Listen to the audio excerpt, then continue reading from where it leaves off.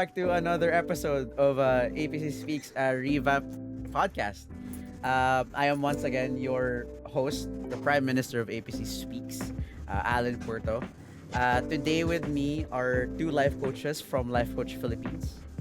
Again, we have a new guest today. We have Coach Lin over here to my right, and below us is a returning coach is Coach Mao. I'll be referring to them as Ate because it's easier for me. But yeah, okay. So yeah, we have Coach Lin and Ate Mao. Actually, no, si Ate Mao lang pala i-refer ko as Ate kasi mas madali yun. Anyways, moving on. So there. Without the way, let's just jump straight into the question, I guess, because it's a bit deep in some way, and I don't want to drag the intro. All right, so actually no. Before I do that, my pre-question, as always, is how are you guys? Question na pala. Ay, yun na pala yun, no? Pre-question nga eh, grabe. Okay. Pre-question. Like, how are you? How are you? How are you So, guys? I'm doing good and I'm having my latte de chocolate here at the Kakapa Republic na. Sorry, na coffee na. And my veggie chicharon. Wow. Advertisement. Yes, great. Inaantok rin ako, gusto ko ng kape. How about you, Coach Lin? How are you? I'm great. Ayan, kakatapos ko lang sa OSH training kanina. Yan, hello everyone. What's OSH? Occupational Safety and Health Training. It's like a first aid? Yes. Is it like first aid? No, not first aid. It's more on OSH, like safety in the workplace. So, yun siya. So, nag-train po yung mga new safety officers natin sa mga companies. Oh, that's nice. Okay, so actually that's a good segue since you just finished your training or you held the training, and then at the Mao's in Decop right now. So, which is a good segue to the question of, our question kasi for today is how do you find the balance in things, right? So, that question kasi comes from the idea that there's a lot of things that you want to do. There's a lot of things that you need to do, and there's also the aspect of you just taking care of yourself as a person, right? So how do you guys find the balance in doing all of those things? This is a branch off connection to the U-turn episode of Coach Lin, which I think I'm okay. I think I'm allowed to share the link at the comments, the description. I think I am. I'll check on that, but if I am, then I'll put it down. But yung U-turn episode kasi ni Coach Lin, one of the things kasi I grabbed there was, you said before na you struggled with the balance of things, or like balancing out being a volunteer with all of the things that you do and what you need to do and stuff like that. So, nakakapagod siya, right? Not just being a volunteer, but just doing things with your life in general. Nakakapagod siya. So, the question is, how did you start to find the balance between the things around you so that it doesn't strain you, and it also it doesn't strain you, but at the same time it puts forth a better life for you? Ang lalim. Okay, so ayan, thank you Allen, and thank you for watching, for joining us last week. Actually, mag-1 week na pala yung U-turn episode na yun. Yeah. So yan, yes, and nakakatuwa kasi habang nandun ako noon, hindi naman kasi siya, di ba, nakaplan, wala namang script yun, and nag-flow lang talaga kami ni Master Coach A. That time habang sinishare ko siya, and yes, you're right, no? Parang bumalik ako dun sa dati, ano yung ginagawa ko as volunteer, as an engineering student, tapos, di ba, may iba ka pang mga ginagawa sa buhay. Tapos, I remember, officer pa ako noon sa student council. Tapos, diba, mga ganun pa siya. So, how do I find the balance? Actually, before, syempre, hindi ko pa siya ma-answer kasi hindi ko alam na yun pala yung mga activities that I have. And now that you're asking me that question, parang nakita ko, oh nga, no, ano yung mga naging decision ko? Paano ako napunta sa ganun? Finding the balance is about making a decision. Saan mo ibibigay yung oras mo? So, lahat po tayo, we only have 24 hours. Wala po sa ating sobra sa oras. Pero, diba, kung titignan natin, bakit siya ang dami nagagawa, tapos tapos ikaw eto. So depende po kasi yan kung saan mo nilaan yung oras mo. If you decide na, okay, dito ko ilalagay yung time ko. Ang tanong, sabi nga ni Allen kanina, yung wants and needs. Yung wants mo ba, dun mo ba nag-focus yung most of your time or nandun siya sa needs mo? So, di ba? So, yun na lang yung klaruhin natin. Saan ba siya talaga? Tapos, dati kasi, may iniisip ako na quote pero nakalimutan ko yung exact na quote. Pero when we talk about balance, hindi naman siya talaga yung hahatiin natin yung oras natin, no? Na let's say first 4 hours of my life I'm going to spend this dito sa ganitong activity. Hindi siya ganun. So siguro ang better term sa kanya, it's more on integration, it's more on harmony. How do you find harmony or yung harmonious life? Wherein may connection yung lahat ng mga ginagawa mo na hindi mo sasabihin 8 to 5 I'm going to focus on my work or I'm going to focus on my studies, and then after that dun ko nagagawin yung mga volunteering works ko. So sa mga oras na yun pwede naman na sabay-sabay siya. Yun nga lang, paano mo siya gagawin? Where are you going to focus yung priority? Siguro yun yung isa na question na pwede kong iwan sa inyo na parang isipin natin, sa oras na ito, ano yung gagawin ko? Am I going to spend my time dito sa panonood ba, pag-aaral ba, pag-volunteer ba? And then, sa dami ng gusto mong gawin, ayan yung sa akin, ang dami kong gustong gawin. Yung yes natin, it's important na alam mo kung sino yung pagbibigyan mo ng yes. Are you going to give it to some people na yung tao na to is importante sa'yo? Or baka naman itong tao na binigyan natin ng yes, hindi natin sinasabi na wala namang kwenta, ganun. Pero sila ba talaga yung gusto mong i-focus or do you want to spend yung time mo para sa kanila? Kasi di ba may mga ganun din ako dati bago ako nakarating sa mga ginagawa ko. Kasi before, marami akong ginagawa and I thought na gusto ko yung ginagawa ko. Di ba may ganun po tayo, you love what you do. Yun nga yung sinasabi natin. Pero may moment na marirealize mo, akala mo, yun yung yes, love mo siya, pero hindi pala yun yung situation or hindi yun yung bagay na dapat sa'yo. So yun, be careful tayo dun. Iba kasi yung love mo, pero yung love mo na yan, nakakatulong ba yan for your growth? Okay? So yun yung question kasi pwede namang love mo siya, nag-spend ka ng time sa kanya, di ba? Iba na yan. Ano? Ang Wala pa pong sinasabi ko, Valentine's Day. Wala pa pong Valentine's. Balance lang ba talaga yung Wala pinag-uusapan pong natin? Valentine's. balik tayo. Wala pa pong Valentine's. Balik po tayo. Ang pinag-usapan po natin is activities, no? Kung may naisip kang tao, okay lang. Activities ba to o tao? Okay lang din siya kung tao, no? Pero wag po muna tayong masaktan. So again, nag-iusap po tayo dito about finding our balance or yung harmony po sa buhay natin para yung mga gusto po natin gawin, makita po natin siya. And overall, pwede po natin itanong is, ano ba yung gusto po nating mangyari? And what are you doing right now? Makaka-contribute po ba siya sa gusto mo maging ikaw in the future? Okay, so ako, hindi ko siya na-achieve dati agad kasi nga andun ako sa andang ginagawa. Tapos dumating ko sa point na yun nga, napagod ka kasi ang dami ng commitment, no? Ako po yung tao na gusto ko po na yung schedule ko. Gusto ko yung planner ko doon, maraming nakasulat, marami akong activities. Parang ang tingin ko dati, hindi siya maganda pagkakulang. Parang ganun, ay, may bakanting oras, so kailangan may activity ka doon. So, dumating ka sa time na nakakapagod din pala. Tapos, meron akong mga nakita doon na, teka lang, anong matutulong nito sa akin in the future? Hindi ko naman siya magagamit. Ayun yung tingnan natin, sa dami ng ginagawa mo ngayon, sino yung gusto mong maging ito in the future? Ito si Coach Mau, HR yan, di ba? Kapag nag-i-interview kayo, so tinatanong nyo, 3 to 5 years from now, how do you see yourself? Pero yun yung context ng company, no? Pagka sa workplace ka, sa akin din, activities mo ngayon, 5 years from now, yung ginagawa mo ba ngayon, yan pa rin yung nakikita mong gagawin in the future or yung sa 5 years na yun. So yun, dami na pa. Nice. I like the energy. There's a lot of things to get from that. Okay, sige. I'll comment later after. Yun, Ate Ma, how about you?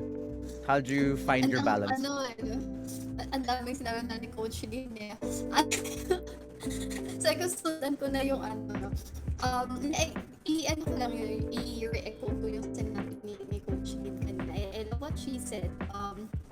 Sa priorities kasi it is really in connection with ano ba yung mga activities kasi na nakikita mo that you really value right now and ano yung mga activities mo that are really valuable for you kasi yung importante sa'yo. And yung ginagawa mo ba ngayon, gusto mo ba siya? Gusto ko yung question, diba? The things that you need to do, the things that you want to do, and you need and you want to do, and your life.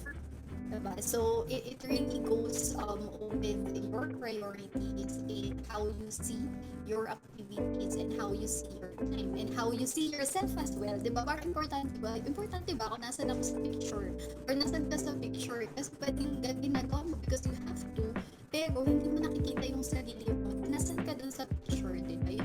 You just do it because you have to and you need to, but you don't want to do it. So, nawala na yung time mo na yung enjoyment mo dun sa ginagawa mo because you can do things that you have to do but still you are enjoying the things that you are doing. So iba rin yung partner. Kaya I agree with Coach Lin. It's really not about like 50-50, 25-25, 75, and all the but it's really integration of what you are doing. Integration and seeing, like, really finding the joy in what you are doing. I think yun doon magko-connect yung the things that you want to do and the things that you have to do. But if you find the joy in doing what you have to do, then you can still find yourself. And parang ganun, nakikita mo pa din kasi yung sarili mo doon sa picture eh. Hindi ka nawawala. Yung, like for example, hindi ka nag-school kasi sinabi lang talaga sa'yo ng parents mo. But you love your course and you love learning diba, sa ginagawa mo, or you're doing extracurricular activities not because your friends are there, pero kasi interested ka talaga din sa ginagawa mo. So you find joy in it. You find yourself in the picture. Pero kasi pag nawala ka dun sa picture, I think dun napapasok yung burnout talaga. Dun napapasok yung parang obligation na lang lahat. And same thing with the relationships that you have, diba? So I think connected naman talaga siya, no? Hindi lang siya definitely. Hindi lang siya sa activities, but really with the relationship. Kasi are you going to or are you doing something just because of the person, or because you love a person, or you're following someone, or you want to please someone? And the question is, saan ka sa picture? Saan ka dun sa picture? And yung ginagawa mo ba, does that reflect your core values, or the things that you value, the things that are valuable to you, does that reflect you dun sa ginagawa mo? Kasi kung wala ka dun sa picture, then wala. Pag wala ka sa picture, di wala ang labo, diba? Hindi pa, pag wala ka sa picture. Nasaan ka? Kung wala ka sa picture, nasan ka? Nasan ka, diba? That's nasan so... ka sa picture? Okay, so that's really sad. Well, okay, it's sad, but it's true, right? Kasi, so like, a lot of this, actually no, it's not just adults, right? I feel like it's a lot more prominent as well with the younger generation, if anything. Kasi it's one of those things where I think he says. No, I know. Younger generations kasi diba, like, mas prominent sa younger age yung wanting to fit in. Or the idea na you want to feel like you belong in a place. So, kahit, like, even if you are not properly, like, invited, or you're not properly, like, you're not, your value as a person isn't seen in that place, you're gonna try and put yourself inside of it just because you know you want to feel like you belong. So, like, who are you really, or like, where are you in the story? Like, that's correct nga. Like, where are you in the image, where are you in the story? And that also blends over to yung sinabi ni Coach Lin kanina, where she said na, is this the right thing for you to spend your time on? Because a lot of the times, especially when it comes to finding the balance in things, people do tend to, like, do what they like, but that's not where they need to put their time on. And, like, I'm not saying that as, like, someone being high and mighty. No, I have that a lot as well.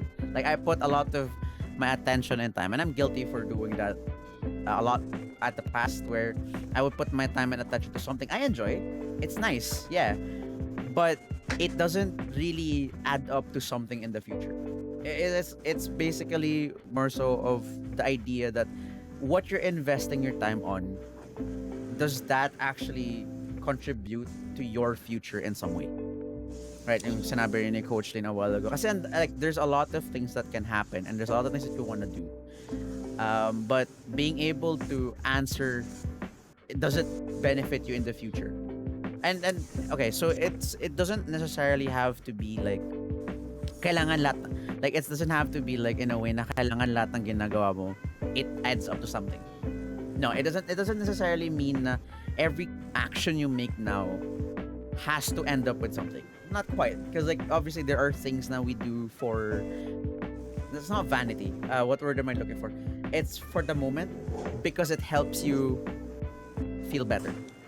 Diba? Or like for example, like simple as when you wanna play on a water fountain. It doesn't really do anything much in the future, pero it allows you to feel better on the moment. Yeah. And that that builds subconsciously as well. Go.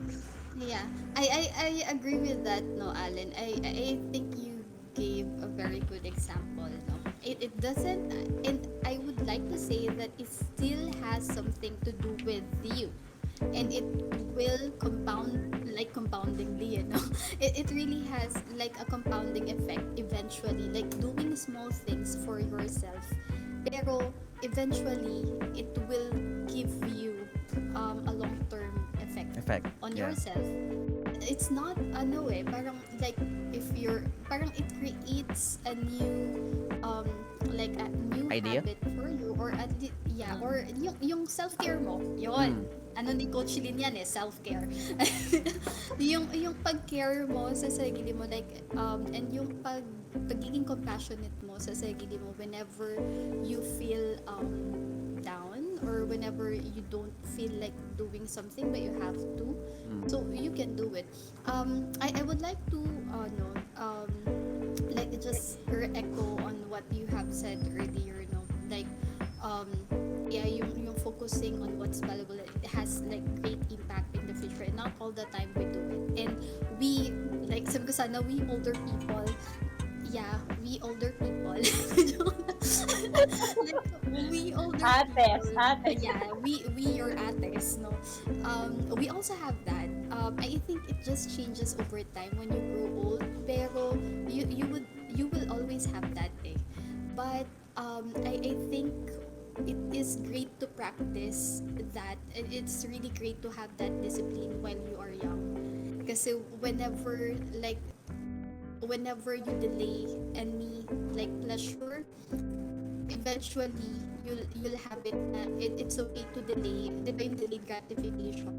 It's okay to delay something na yung immediate pleasure for something that has greater value for your life. So it shows, diba, may sa mga maliliit na bagay, but it pays when you create that, or when you have that, or when you practice that discipline as early as now. Pero pag habang tumanda kayo, katulad ng habang tumatanda, medyo mas mahirap mahirap banggain yan. So better really na what are the things that you are allowing in your life right now that eventually will take a toll on you growing up. Because alam mo, marami pang marami pang years. There's a like, there's a bridge with that, kasi yung parang, for example, yung example ko kanina na like yung playing in a water fountain, I did that. I did that in like in an okay age. I think I was like 12 or something. Can I have a confession? Like like I have that whenever I feel down. There's a stretch here sa may Unilab that I really love walking in. Sa likod? Is it at the back? Sa may Unilab. Is it at the back of Unilab? I walked there too, just walk there. Yeah. Tapos ang funny doon, pag nakikita talaga akong dahon, sinisipa ko siya, tapos nare-realize ko, oh my gosh, bakit nakakatigas ako? So, ginagawa ko talaga siya. Natatawa lang ako, naalala ko siya. Di ba meron tayong mga ganun? it has that effect kasi na, like, sure, it's like a tiny piece of like self-care like that people also don't Yeah. notice, right? Like, and yung sinabi mo kanina, like, when you said na like tiny bits of self-care in that aspect actually goes a long way as well. It reaches until the future kasi it it bleeds into it. So for example, in my perspective of like playing on a water fountain, that that I mean, as a child, I want to do it until now. I'm like 21, and I still want to do it until now. Because in my perspective, or the way I think, is it helps me keep a carefree attitude. Not necessarily like a really bad carefree attitude, but it gives me that aspect of being happy with the simple things in life, which then allows me to bleed into whatever I need it to be. So, parang, for example, you mentioned ni Coach Lin a while ago where she said that you find the harmony. And kasi, diba nga, you said that everyone has the same amount of time. It's about learning where you delegate your time and stuff like that. And being able to like blend, like being able to find the harmony also goes into a perspective of you being able to blend things as they are. Parang like, for example, you work a lot all day and stuff like that. For example, like let's take work into example. Like just work in general. You work all day, you're tired, and you want to take a break. What if one of your ways of being able to take a break is spending time with your coworkers, getting to know your coworkers? So like simple things that actually blend and actually result to you having a better teamwork aspect, or being able to create a better bond with your coworkers, which then bleeds into your future of being able to work better with them as a team. Simple things that, like, I think it also goes back to if you know who you are as a person. Being able to know who you are as a person allows you to blend things in your life, which then results to you being able to achieve more things in life. Especially when it comes to, because like there are combinations of things in your life that I think you can only achieve, or you're only gonna be able to do if you know of yourself. Like being able to like communicate and also take a break at the same time. So like you can take a break but also spend time on something, and you're only gonna be able to achieve the progression and the rest at the same time if you know who you are as a person. Yung ganun. Yeah. Parang ang galing ng discussion natin. No? So, ang nakuha ko ngayon, parang, di ba yung question ni Allen is, how are you going to find balance in your life? And parang pinaka-short answer niya is, you're going to find balance in your life if you're going to find yourself. Who you are, what do you want, di ba? So, yung papasok siya dun sa work natin. So, yung mga pinag-usapan natin, yes, ako agree talaga ako dun sa self-care, no? Share ko lang din kasi dati wala ako ng self-care. So, yung mga na-mention kanina, di ba, na-mention niyo about yung spending time for yourself, wala ako nun dati. Kasi nga, nandun ako sa nakarara, nandun ako sa ang dami kong ginagawa, ang dami kong commitment. Kasi feeling ko nun pag tumigil ako or nag-dedicate ako ng time for myself, selfish siya. So parang ganon, that I'm not helping other people. Pero dumating ako sa time na that I realized na no, hindi siya ganon, na dapat nag-spend ka. Kasi the more na nakilala mo yung sarili mo, the more that you know your worth, mas makakapagbigay ka pa, mas makakapag-share ka pa, and you can do more things pa na mas makakapag-serve ka. Kasi nga, alam mo yung na-energize ka, na-charge ka, and pagka kasi marami kang ginagawa, darating yung time na mapapagod ka kung hindi klaro sa'yo kung sino ka rin talaga. So, yun, kaya yun yung ang galing ng ano natin. Kaya yun na. Dapat alala ng mga experience. Ang ganda nung definition. Saka, yung nakuha ko din dun is, like, rest is how you define it. Diba? Yung self-care and yung rest and yung balance, actually, it's how you define it. But it is anchored really on knowing who you are. Kasi, kung hindi mo kilala yung sarili mo, diba, parang, sunod ka lang kung anong gagawin. Pero, like, kasi diba, when you know yourself and then you define you have your own definition of rest. Kasi you could be doing something but for you, it's rest, diba? Yung rest naman kasi hindi naman ibig sabihin kasi na stagnant ka or Rest is tulog different lang. for everyone. Yeah. Yeah, the rest it's different for each and every one of us, and it's really anchored on knowing who we are and what makes us happy, and like what really refreshes us whenever we're doing a lot of things. So it really pays to pause and see how things are going. Diba, parang yun nga, pabalik ka din talaga. Can you see yourself in the picture? Kasi kung hindi ka makahinto to see what's going on, hindi ka makahinto para isipin ano na yung next, and ano na yung next, nasaan ka, sino yung um, mga naapektuhan na sa paligid. Diba, parang yun sabi nga ni Coach Dean kanina, na pag napagod ka kasi, mas malaki siyang problema kasi nagiging monster ka din sa paligid mo. Like, diba, parang pag There's some sarili mo wala. sorry. Ganun. There's something I remembered with like being like burnt out. It's also diba, like a while ago, like I mentioned na you don't have to keep doing everything for a future term, right? Yeah. It's in the same idea of yung mga, like there are people that try to do everything perfect every single time, or the idea that every single time you do something, the next one has to be better than the last one. Always better, Uy, always better, always oh my higher, gosh, I can connect on that. right? And it's And tiring. yeah, that's the idea. It becomes very very exhausting. Yes. You it don't is. always have to be perfect. You don't always have to you don't always have to be on the dot. You don't always have to hit a bullseye. You don't always have to be better than your last. And I mean, yeah, Yeah. obviously Diyan it's ko good. lang It's ahalin good. ha, wait lang, natatamaan ako masakit dyan. siya. Wow, Ganun. okay. Hindi kasi dati, Sorry naman. dati talaga, si past self ko talaga, perfectionist siya talaga. At yun yung nahirapan akong ayusin. Nung nandito na sa life coaching, dun lang siya nagkaroon ng realization na ito pala talaga ako. So akala mo nag-heal na, akala mo hindi ka na perfectionist. Pero darating at darating pa rin yung mga situation, teka lang, hindi pa pala siya naaalis. So meron pa rin talaga. Hanggang ngayon, meron pa rin. Pero compare before, no, bawas na siya, syempre, aware ka na, tapos you take action na din na gusto mo siyang mawala. Syempre, pagka kasi naging perfectionist ka, you're not going to enjoy yung life. Di ba sinasabi natin, live in the moment.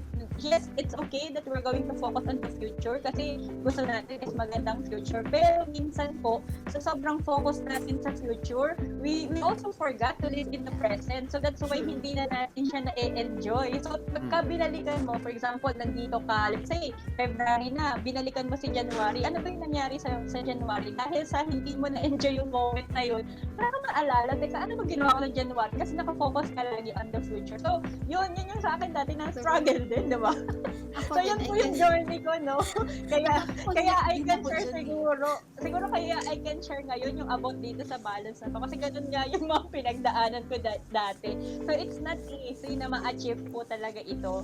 Na journey pa rin siya talaga. Kaya ngayon siguro itong sharing natin, kaya nakakatuwa siya. So, I hope makatulong din siya sa iba kung nasa ganung journey sila, na ganun yung mga experiences. So, don't worry po. Ako, no, yung mga sinishare ko, hindi po siya madali. Marami po ako iyakin dyan. Bago ko po ito masabi sa inyo. At syempre, ngayon, parang madali ko lang siyang nasasabi. Pero yung pinagdaanan ko po dyan, marami pong mga iyak, mga sakit, ayun. Yun po, ayun. True yung ano, no, before when, ako, no, kasi before, like, I was thinking, parang stiff ng, ng life ko, whenever kasi pag kwentuhan, di ba, kamusta yung high school life mo, kamusta yung college life mo, kamusta yung ganun, tapos magagawa, ito mga ginagawa nila, tapos parang wala naman akong mga ganun. Tapos parang ang stiff ko. So parang iniisip ko yun, na alam mo, ganun ka boring yung life ko, no? Ganun ba ka, but, ayun. So then I realized talaga na, ganun talaga. na sobrang, kasi, like, with, ayoko mapagalitan, so I'll try to do things better.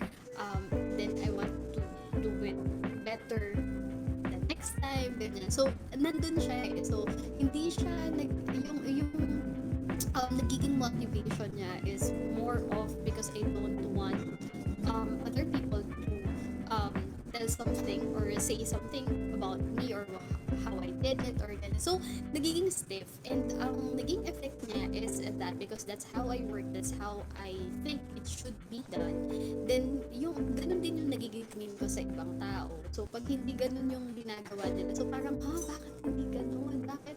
So, may mga, di ba? So, naapektuhan pa rin yung relationship. So, relationship, when I say relationship, di ba? Yung, like, friends, work, and all. Talaga, linear doon na yung relationship. Relationship with yourself. Wow. Yeah, and even, yes, exactly, yung relationship ko with myself. Kasi nga, nagiging hard ako sa sarili ko. So, pag nagkamali ako, before ako pagalitan ko na yung sarili ko, inaaway ko yung sarili ko, yung self-talk ko, hindi siya nagiging maganda. And eventually, inaway-away ko na yung sarili, di ba? Yung sarili ko yung nag-cause din kung bakit hindi ako makamove at times because hindi ako naging mabait sa sarili ko before. So, yun yung sa akin. So like how is this?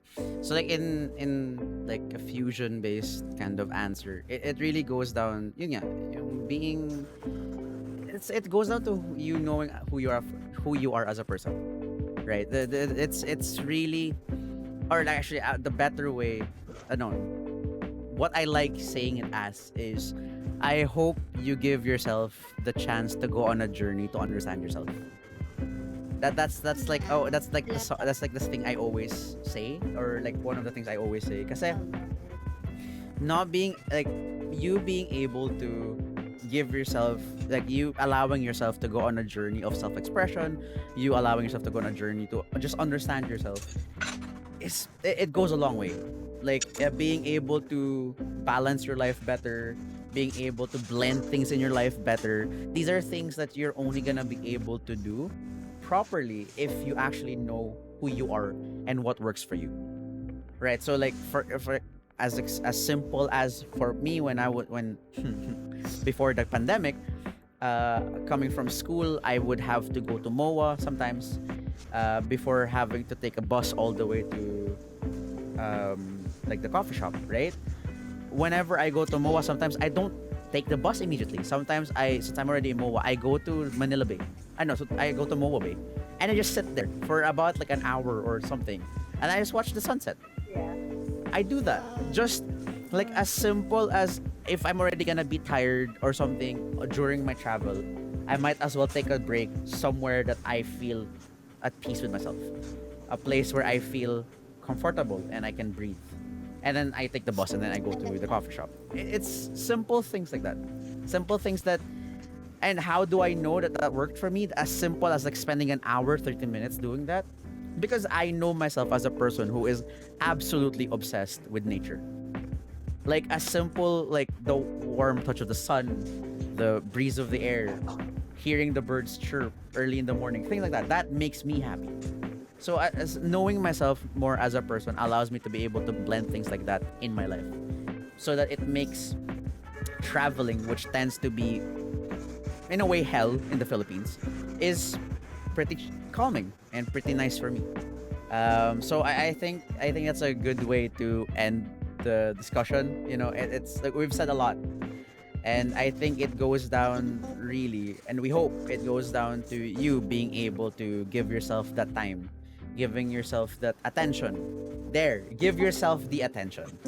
A lot of times we give attention to so many other things that we forget who we are in the picture, who we are in the story. And if, for example, you have problems with people not liking you because you don't fit in their story, let it be. It's not your story, it's theirs. So give yourself the attention, let yourself be known in your own story, and then there are going to be people in the future who will find you and who will see your story, and they will say that they want to be part of your life because that's what blends with their story. Easy.